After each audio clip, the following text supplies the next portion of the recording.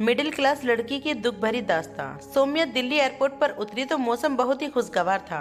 हल्की हल्की बूंदाबांदी हो रही थी। उसने एक गहरी सांस लेकर मिट्टी की सौंधी खुशबू को आत्मसात किया और व्याकुलता से दर्शक दीर्घ में अपनी दृष्टि दौड़ाई। आज पूरे 7 महीने बाद सौम्या भारत लौटी है। विवाह के 15 दिन बाद ही सौम्या और दीपक अमेरिका चले गए थे। सौम्या ने देखा सामने से माँ, पिताजी, बहन नेहा और भाई सौरभ आ रहे हैं और वह चहकर उनके गले लग गई। सौरभ और नेहा तो खुशी के मारे पागल हुए जा रहे थे।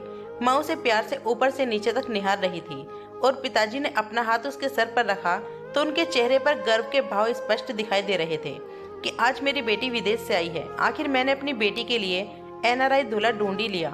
रास्ते भर नेहा और सौरभ सौम्या से अमेरिका और अपने जीजा जी के विषय के बारे में पूछते रहे। सौम्या भी यादों में खो गई। जब उसने पहली बार अमेरिका की धरती पर कदम रखा तब वहाँ की चहकती सड़कें और गगन छूती इमारतें देखकर उसे लगा उसका जीवन सफल हो गया। उसका बरसों का सपना कितनी आसानी से पूरा हो गया। दीपक भी आकर्षक व्यक्तित्व के मालिक और सीधे साधे इंसान हैं। विदेश में रहकर भी बिल्कुल भारतीय। गाड़ी रुकते ही सौम्या वर्तमान में लौट आई। घर आ गया था, उसका अपना घर जहाँ उसने अपना बचपन जिया था।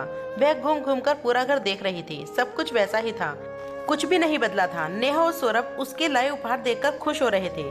तभी नेहा ने चेक कर पूछा, दीदी ये सब तुम्हारी पसंद के हैं या जीजू की? उसने संक्षिप्त उत्तर दिया, दोनों की।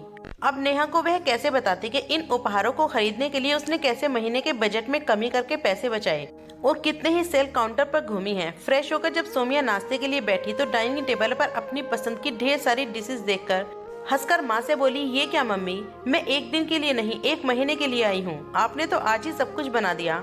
माँ ने लाड़ जताते हुए कहा, खा ले बेटा, अमेरिका में तुझे ये सब कहाँ मिलता होगा। तभी नेहा बोली, दीदी मेरी सहेली बता रही थी कि अमेरिका में रोटियां भी पैक्ड मिलती हैं, बस घर लाओ, गरम करो और खा लो। वाह क्या ऐस है।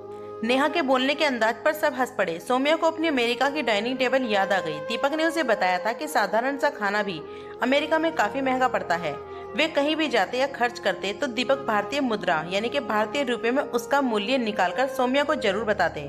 शुरू शुरू में उसे ये सब जानकारी बढ़ाने वाला लगा, पर बाद में उसे कोफ्त सी महसूस होने लगी। वह कुछ भी अपनी पसंद का ले आती तो दीपक उसे फजूल खर्ची पर अच्छा खासा भाषण दे डालते। वह दीपक को भी गलत नहीं कह सकती। उसने पूरे परिवार में दीपक ही एकमात्र विदेश में था। उसकी आय का एक बड़ा हिस्सा तो मुंबई के लिए बंगले का लोन चुकाने के लिए चला जाता था। छोटे भाई की पढ़ाई का खर्चा, चचेरी ममेरी बहनों की फरमाइशें, सभी को पूरा करना दीपक अपना फर्ज समझते हैं। रोज किसी न किसी बहाने से सौम्या को सुनाने को मिल जाता था कि वह विदेश में घूमने फिरने मौज मस्ती करने नहीं आए हैं। उनके माता पिता ने उन्हें पढ़ा लिखा कर विदेश भेजने के लिए बहुत मेहनत की है, अतः अब उनका फर्ज बनता है कि वो सबका ख्याल रखे। सौम्या मन ही मन सोचती कि वह उसके माता पिता के लिए कुछ नहीं, क्या उसके कोई ख्वाब नहीं है। नाश्ते के बाद सौम्या अपने कमरे में आ गई और पुरानी यादों में खो गई। उसे वह दिन याद आ गया जब उसने 12वीं में 92% नंबर किए थे और वह मेडिकल में दाखिला लेना चाहती थी। पापा ने उसे प्यार से अपने पास बिठाकर समझाया था कि मेडिकल में दाखिला लेने की जिद वह छोड़ दे, क्योंकि अपनी ईमानदारी की नौकरी में वह उसके नाम के 8-10 लाख रुपए ही जमा कर पाए थे। यदि वह उन पैसों को उसकी पढ़ाई पर लगा देते तो उसका विवाह किसी अच्छे घर में धूमधाम से कैसे कर पाएंगे। और फिर नेहा और सौरभ भी तो हैं। पापा बड़े प्यार से बोले थे, तेरे रूप और गुण पर ही अच्छा परिवार फिदा हो जाएगा, इसीलिए तू बीएससी में दाखिला ले ले। सौम्या ने खुशी खुशी बीएससी में दाखिला ले लिया और अच्छे परिवार की बहू बनने का सपना देखने लगी। फाइनल ईयर में आते ही उसका रिश्ता दीपक से तय हो गया। लड़के की विदेश में नौकरी, मुंबई में अपना बड़ा आलीशान बंगला, छोटा परिवार, और क्या चाहिए था। सहेलियां उसके भाग्य को सराह रही थी और वह स्वयं आकाश में उड़ रही थी। पर आज वह सोच रही थी कि क्या उसका निर्णय सही था। सौम्या के भारत आने से करीब 1 महीने पहले की बात है। उसने दीपक के आर्थिक बोझ और अपनी दिन भर की बोरियत से बचने के लिए दीपक से कहा कि वह उसके लिए कोई भी नौकरी की तलाश करे। तो दीपक पहले तो चौंक गए, फिर हंसकर बोले, बीएससी पास को भला कौन नौकरी देगा।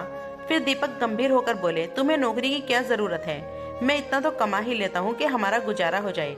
फिर 1-2 साल में बच्चे हो जाएंगे, उसकी और घर की देखभाल कौन करेगा।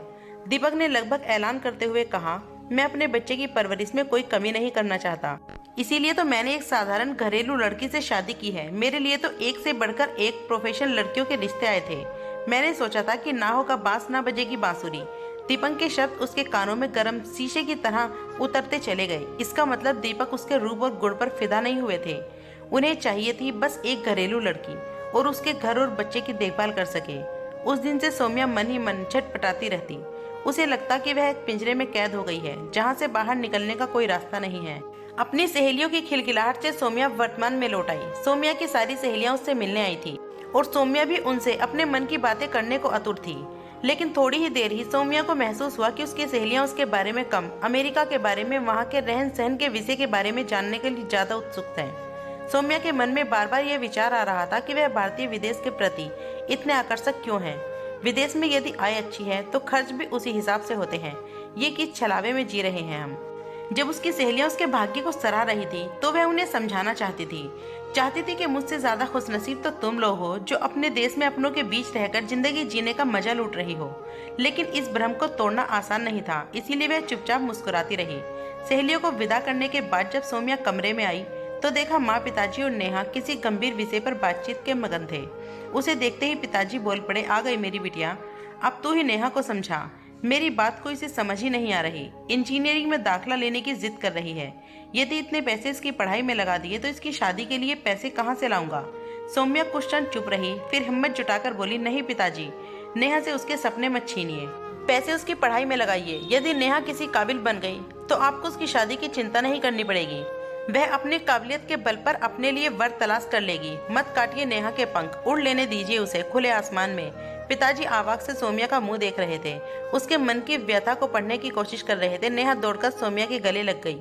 मेरी प्यारी दीदी, आप कितनी अच्छी हो।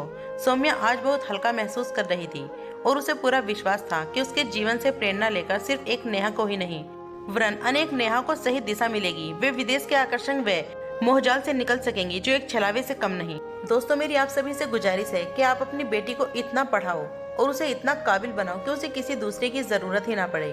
क्योंकि एक वक्त लड़की की लाइफ में ऐसा भी आता है कि जहाँ वह अपने सपनों को अपने अंदर कहीं छुपाकर आपके फैसले के आगे खुश हो जाती है। और जब आप अपनी बेटी का सपना पूरा नहीं कर सकते तो आप ये कैसे सोच सकते हैं कि किसी और का बेटा आपकी बेटी के सपने पूरे करेगा।